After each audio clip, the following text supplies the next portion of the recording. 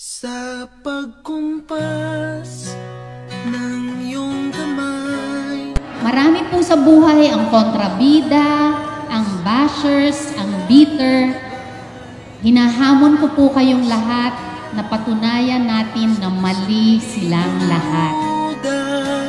Silong sa iyak at pagluluksa.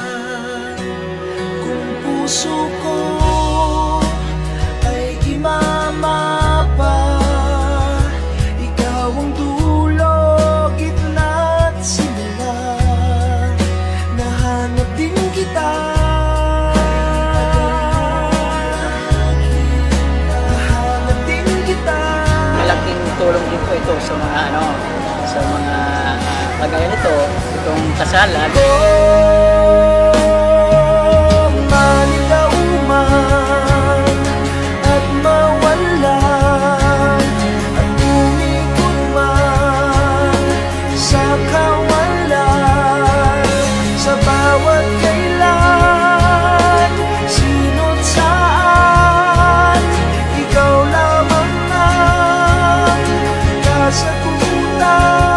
Kasi matagal na rin kaming nagsasama. 8 years na po. More than 8 years na rin siguro. Tsaka legal naman, naisip na rin namin magpakasal kasi yan eh. May anak na kami.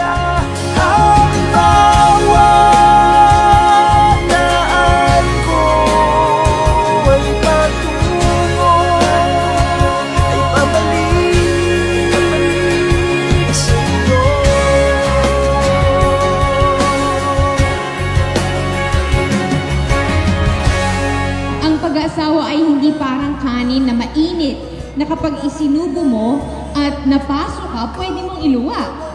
Tama, kasi pag masarap ang kanin, lululunin mo siya, hindi mo siya iluluwa. Bihag ako ng pagtataka, may saysay ba ang paglalakbay, ngunit nahanap din kita.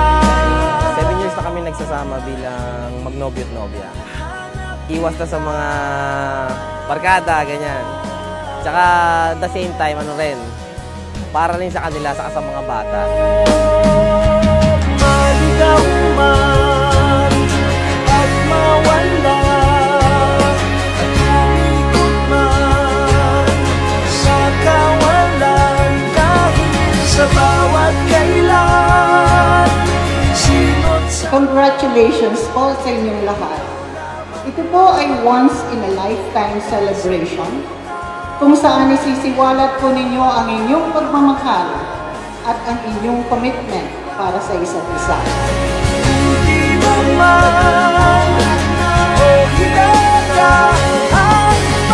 Tingin ko naman po, hindi nyo na makakalimutan ang pag-ibig dahil every anniversary, yan ang inyong maaalalang ibati sa inyong mga asawa.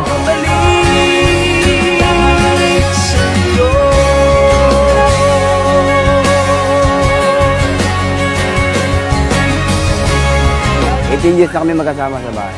Last time po namin magkapakasal po. Pagpursigihan po ninyo at gawin ninyong inspirasyon ang inyong binubuong pamilya. Do not be afraid to dream big for your family.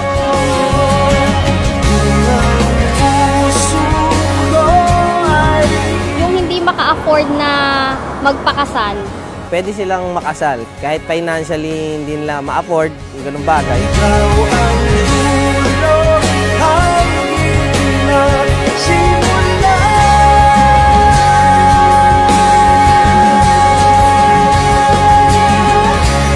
Dahil sa pag-ibig. More pag-ibig. forever.